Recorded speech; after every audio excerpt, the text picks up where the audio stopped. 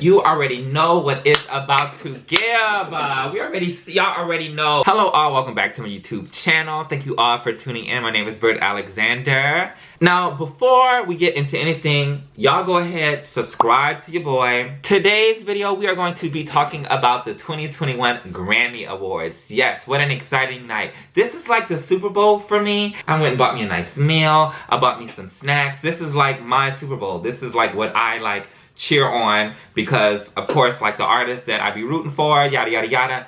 Y'all know the hoopla. What an amazing night. What an amazing night to be a Beyonce fan. Yes, black is king. Do y'all see this? Yes, we are repping. We got my girl Homecoming, a Grammy award winning film, Homecoming, right there, sitting down, waiting, watching with us, speaking with us. Yes, what a beautiful night for Beyonce, and to be a Beyonce fan, what a fun night, right? But before we get into the historical event that went down tonight for Beyonce, oh my god, I can't even I'm so giddy, I can't even wait to talk about it. I'm gonna just talk about the show, I'm gonna give a rundown, I'm gonna give you the best, the worst, and just go and talk about the awards show in general.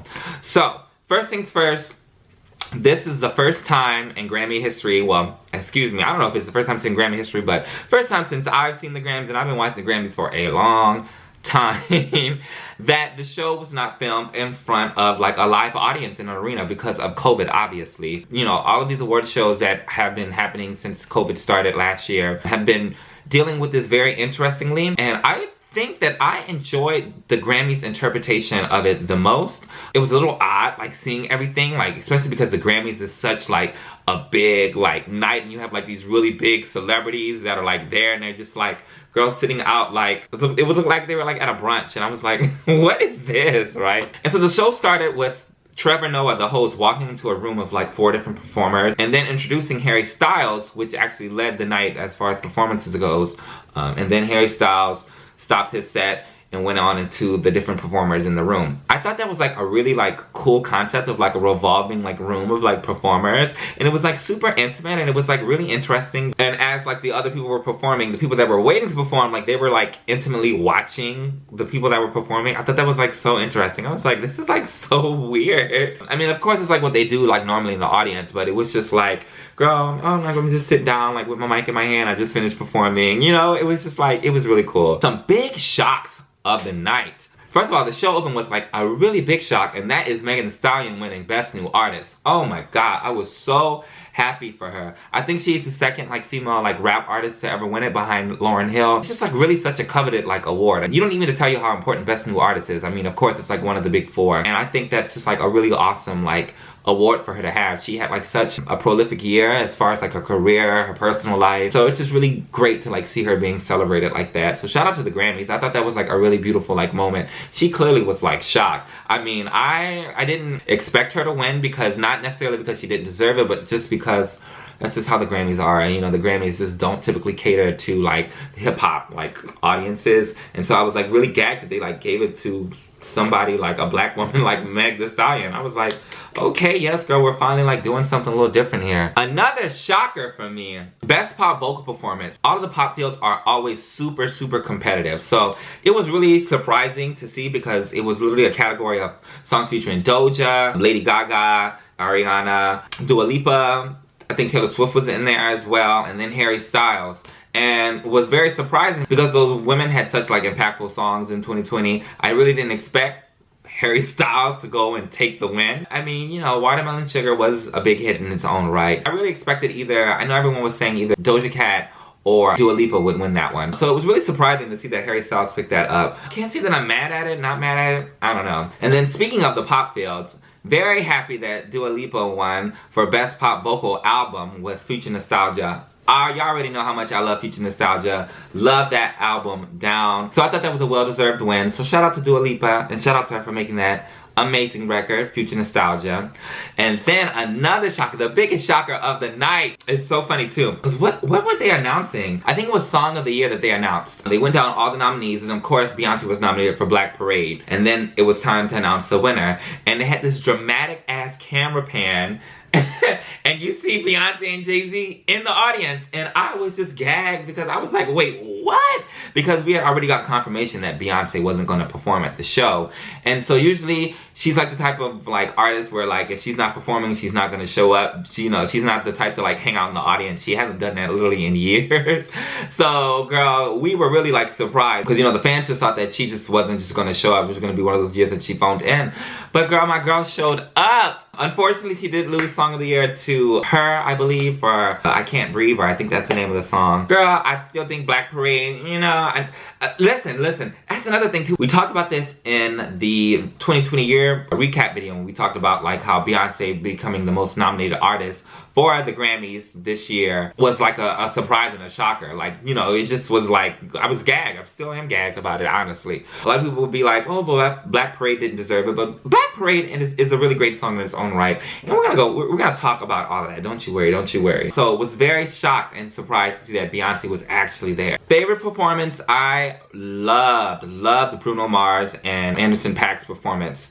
Leave the Door Open, I believe that's the name of the song. Oh my God, that was so beautiful. Girl, Bruno Mars was singing down. Oh my goodness. Talk about the rent was due, bitch. The rent was due, girl, 3 weeks ago. Girl, they are at the door ready to evict, girl, and Bruno was singing for his life. Oh my God. That was such a beautiful performance. I think the visuals was like super amazing, like very vintage. They really committed to that aesthetic.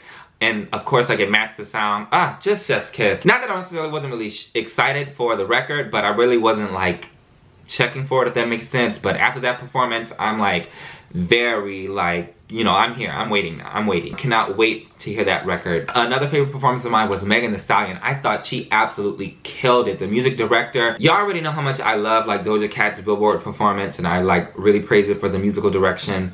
Same thing here with this performance. I think she performed Body, Savage Remix, and then went into her performance of WAP with Cardi B. Her standalone performance, oh, so good, so amazing. Like I said, I really appreciated like the arrangements. I thought they like really brought a new life to the song. Megan killed that. I think that was like such like an amazing like debut Grammy performance right after winning Best New Artist. Shout out to her. Shout out to her. I also really enjoyed Dua Lipa's performance. I thought that she looked really stunning in like the opening look. Of course, my girl is like draped in Versace. That's her thing. She looked amazing in it. She looked amazing in her like red carpet dress this evening too.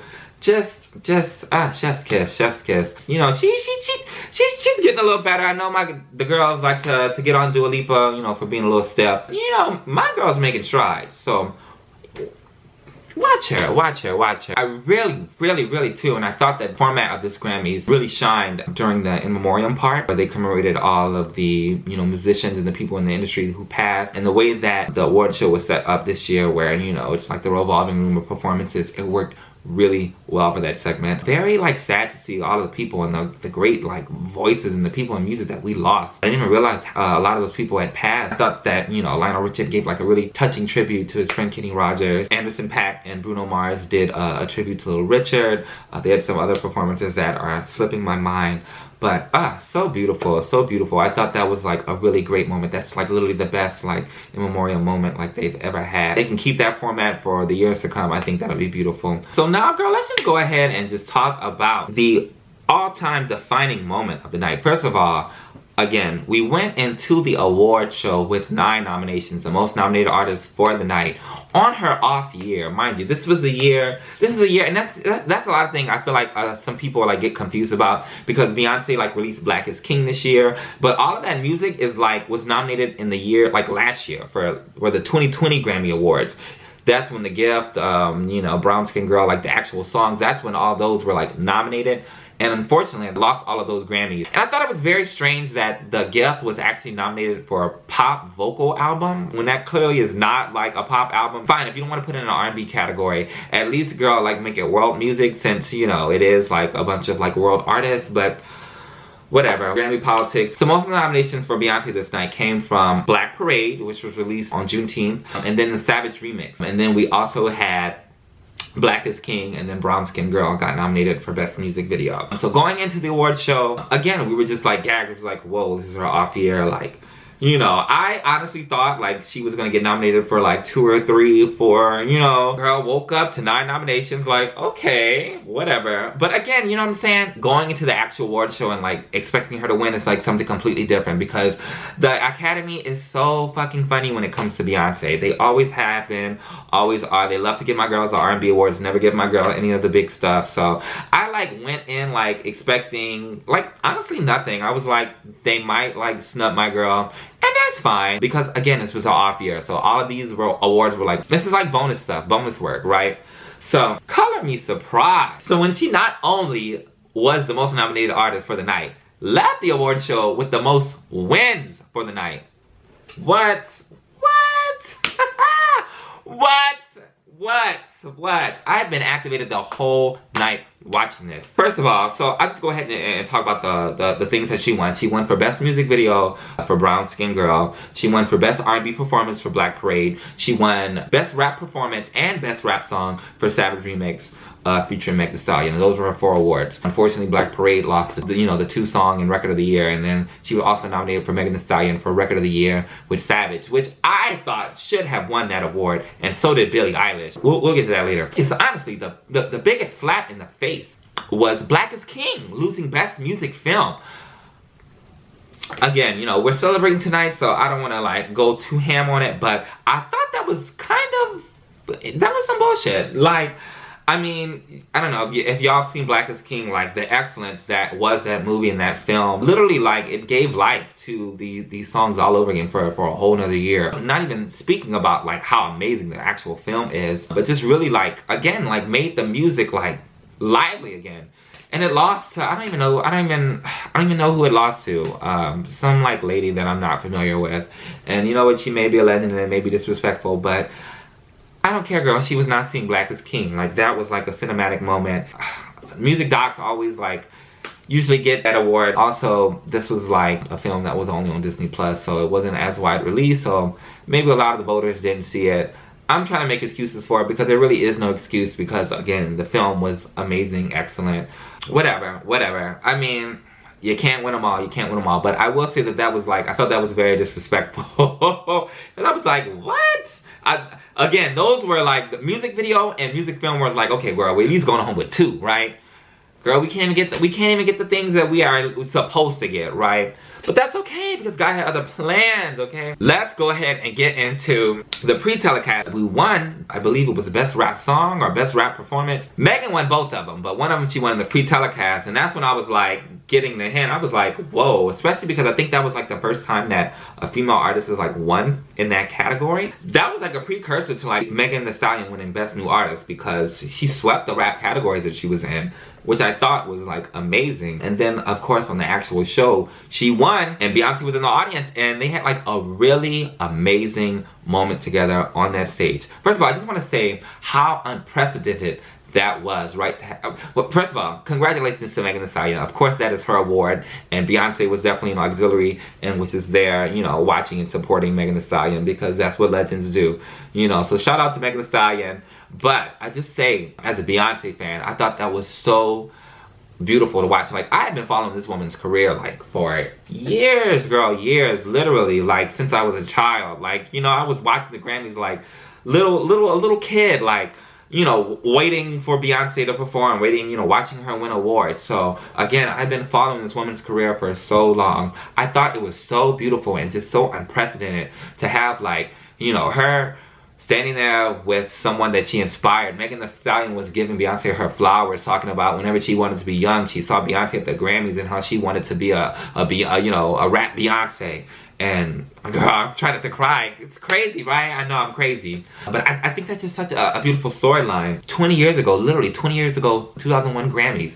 Beyonce won her first Grammy Award with Destiny's Child. Watching her, you know, and the static on her face, because, you know, that was just like the beginning of, like, you know, what we know as Beyonce. And to have her, like, sitting there, like, behind Megan Thee Stallion, like, not only, like, being given the flowers by Megan Thee Stallion, but actually winning. Like, she's winning with people that she's inspiring, like people that grew up watching her. She is winning awards with them, and she was able to just sit in the back and like let Megan Thee Stallion like just give her things. That was like so beautiful to me as a Beyonce fan, and I was like, wow, look at like my girl, like that is crazy. I thought that was, again, that was just the storyline there. The storyline there is just so beautiful. What a full circle moment for her. So I know Beyonce like felt like very like, you know, powerful in that moment. She kind of touched on that whenever she won for Black Parade, whenever that won Best R&B Performance. And, you know, she got up there and she's talking about how she's been, like, making music her whole life.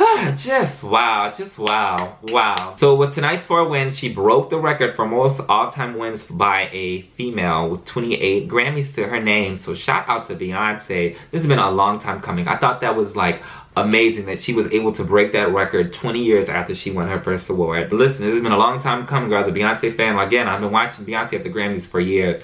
I actually like woke up Saturday morning. Again, this is my Super Bowl.